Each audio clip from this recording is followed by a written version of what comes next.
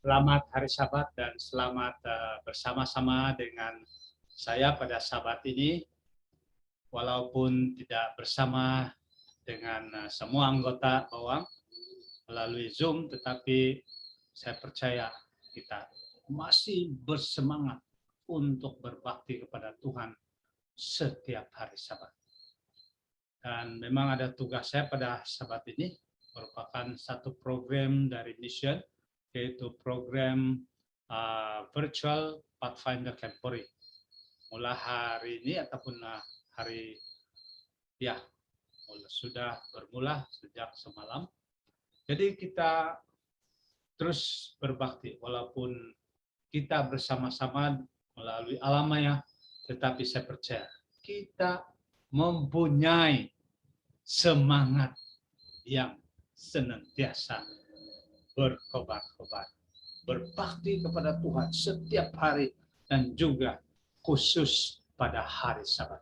Jadi saudara dan saudari, mari kita renung firman Tuhan di dalam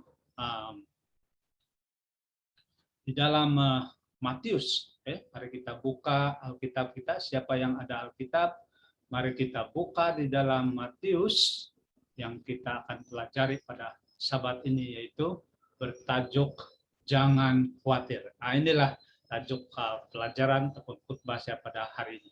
Dan kita percaya bahwa ayat ini sering dan banyak kali dibaca. Baik, mari bersama saya membaca ayat ini.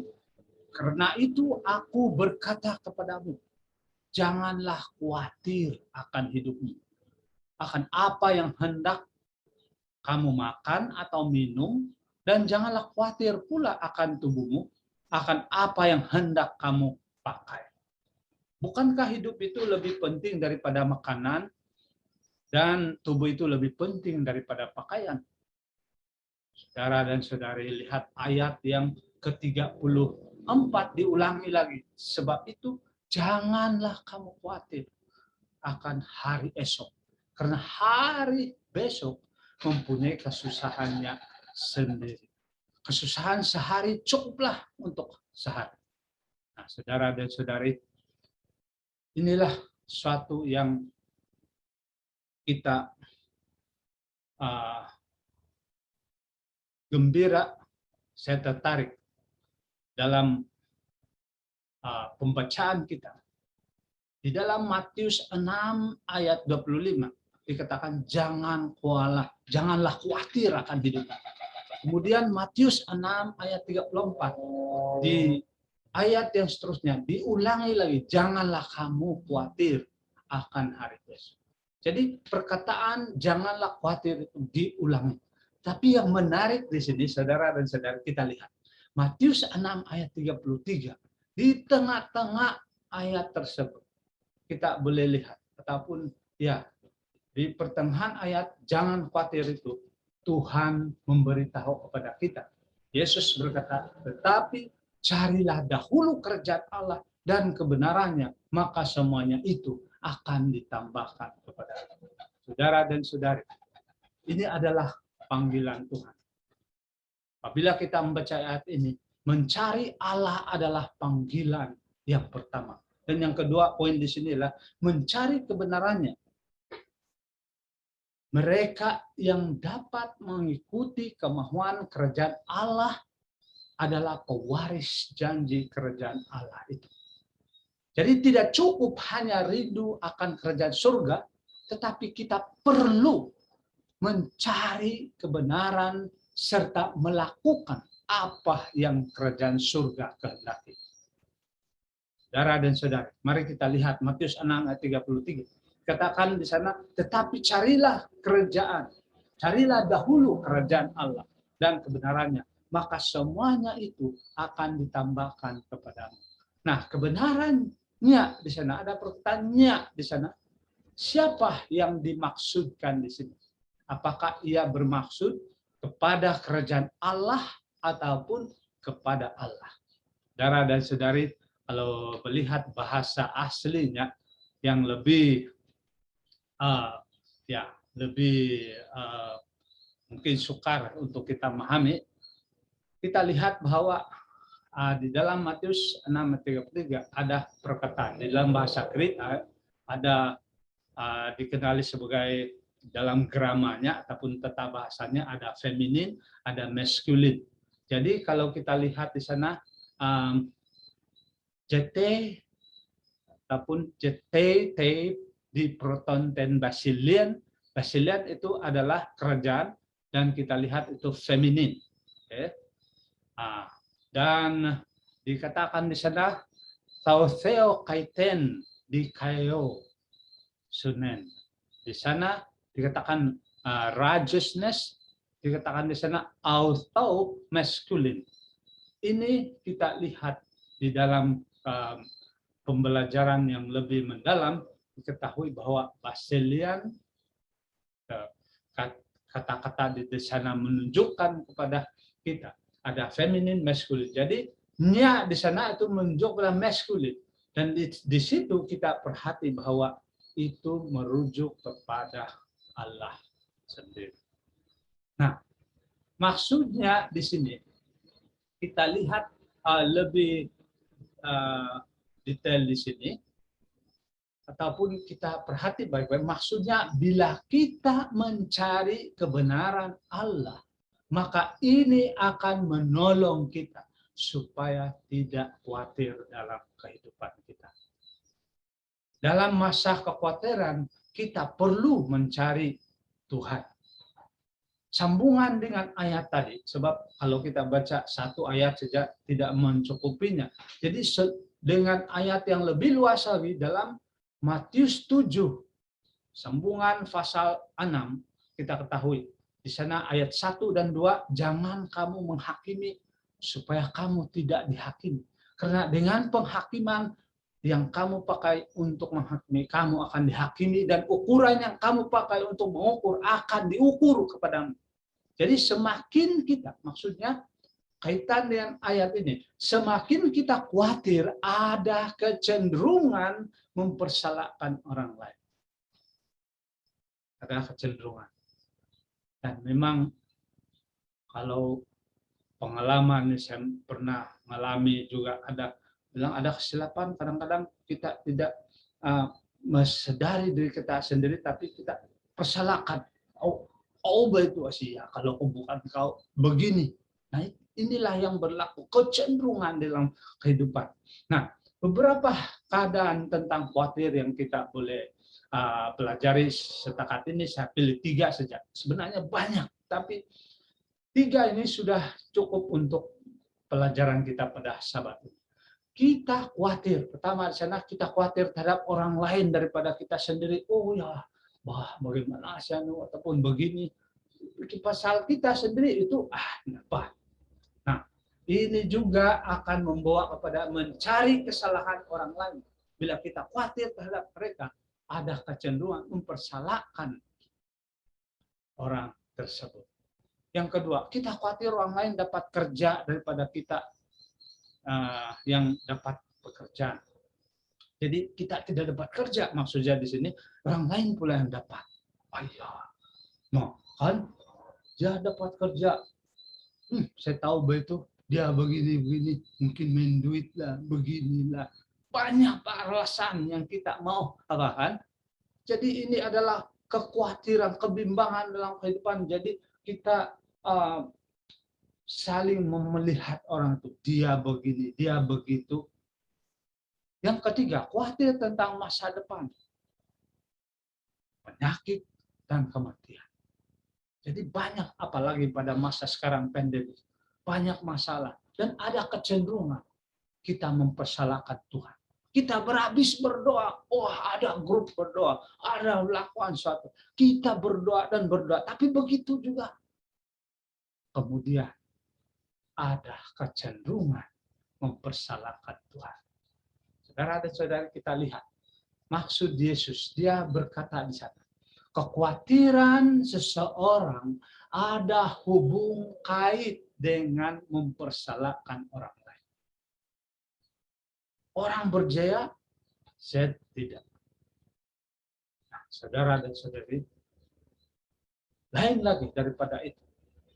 tetapi ia berhubung kait dengan mempersalahkan orang lain. Nah, kehidupan yang sederhana, tetapi dalam maksudnya yang sangat dalam. Yesus membuat ilustrasi. Dia membuat satu perumpamaan juga. Dia mengatakan dalam Matius 6 ayat 26, pandanglah pada burung-burung. Lihat burung-burung di langit tidak menabur, tidak menuai, tidak mengumpulkan bekal dalam apapun dalam kehidupan. Namun diberi makan oleh Bapamu yang di surga. Bukankah kamu jauh melebihi burung-burung itu? Saudara dan saudari, sangat istimewa. Satu kehidupan yang sederhana, tetapi maksud yang sangat istimewa kepada kita. Saudara dan saudari, lihat, Yesus menggunakan ilustrasi dari alam. Lihat burung, lihat bunga, lihat rumput-rumput. Dan inilah kitab yang kedua yang kita pelajari, di mana alam menyatakan kasih Yesus Kristus itu. Saudara dan saudari, lebih jauh lagi pandangan kita daripada ayat Matius 6 tadi. Kita pergi jauh ke buku Ayub. Satu perkaitan yang sangat luar biasa. Kita lihat waktu Ayub di dalam kesusahan, waktu Ayub di dalam penderitaan, apa yang dia telah lakukan? Dia berdoa, oh kenapa ini Tuhan? Kenapa begini? Tetapi apa jawab Tuhan? Dalam Ayub 39, 1 dan 4, dapatkah engkau memburu bangsa untuk singa betina dan memuaskan selera singa-singa muda? Kalau mereka merangka di dalam sarangnya, mengendap di bawah semak belukar, siapakah yang menyediakan mangsa bagi burung gagak apabila anak-anaknya berauk-auk kepada Allah, berkeliaran karena tidak ada makanan? Apakah engkau mengetahui waktunya kambing gunung beranak dan mengamat-amati rusa waktu sakit beranak? Siapa di antara kita ya di sini yang tahu bila itu rusa beranak dan dia bersalin? Mungkin jarang kan? Tapi di sini kita melihat Tuhan melakukan ilustrasi sangat luar biasa. Nah, di dalam buku Ayub banyak lagi alam yang dia gunakan seperti rusa, keldai liar, lembu liar, dan kuda, burung helang. Semua itu memberikan pengajaran kepada kita bahwa Yesus, Tuhan itu luar biasa mengasihi kita. Dia tahu segalanya. Dia tahu semua ciptaannya, binatang-binatang di alam. Apakah kita ini tidak berharga? Menurut Matius tadi, kita lebih berharga juga. Yang istimewa ciptaan Tuhan. Saudara dan saudari, inilah kita lihat dalam Matius 6. Sebelum ayat itu, dan di tengah ayat, kita dapati bahwa Yesus berdoa. Mengajar berdoa. Mengatakan, datanglah kerajaanmu. Jadilah kehendakmu di bumi seperti di surga. Ayat 33 terus disambung di sana. Tetapi carilah dahulu kerajaan Allah dan kebenarannya. Maka semuanya itu akan ditambahkan kepadamu. Saudara dan saudari, sebagai kesimpulan daripada semua pelajaran ayat yang kita lihat di sini tadi. Dalam kehidupan di dunia ini, banyak keadaan yang kita tidak boleh kawal. Banyak kesilapan dan kesalahan dalam dunia. Mencari kerajaan Allah bermakna membiarkan Allah mengawal ataupun kontrol kita dan memegang kehidupan kita. Kita membiarkan Allah melakukan kebenarannya untuk kita dan bukan kita yang berhabis-habisan ya membenarkan apa yang kita pikir. Oh inilah betul lah yang saya buat ini, tetapi biarlah Tuhan yang mengaturkan kehidupan kita. Kita gunakan dari Tuhan bila kita melakukan suatu dalam kehidupan. Dan inilah suatu yang istimewa bagi kita bila kita hidup dalam dunia yang fana ini. Jangan khawatir. Kita tidak perlu khawatir untuk masa depan kita. Inilah satu fokus yang istimewa, fokus kepada Yesus yang istimewa di dalam kehidupan kita. Mari kita berdoa. Ya Tuhan Bapa di surga, terpuji namamu, Engkau mengetahui, mengenali kami satu persatu, setiap organ tubuh kami, Engkau mengenali. Dan Engkau menyentuh hidup kami ya Tuhan Bapa di surga. Oleh itu dalam kehidupan yang serba salah pada zaman sekarang ini Tuhan, kiranya roh Tuhan menguasai kami dan kuasa Tuhan menguasai kami, agar kami tidak khawatir dalam kehidupan kami. Kami tidak bimbang dan kami percaya bahwa Yesus mengasihi. Rambut Engkau ketahui berapa banyak rambut kami, Engkau mengetahui. Oleh itu Tuhan, kami mohon Engkau terus membimbing kami semua, khususnya anggota-anggota di gereja bawah. Mereka dalam juga dalam keadaan yang serba salah, ataupun mereka juga dalam bergumul di dalam kehidupan mereka masing-masing, menghadapi keadaan di dalam kehidupan dunia yang fana ini. Ya Tuhan, kiranya Engkau memberkati mereka semua. Berikan mereka akal budi kebijaksanaan, mengatur kehidupan mereka, di mana Engkau yang Maha Kuasa mengatur, mengawal semuanya. Ya Tuhan, kami berserah padamu.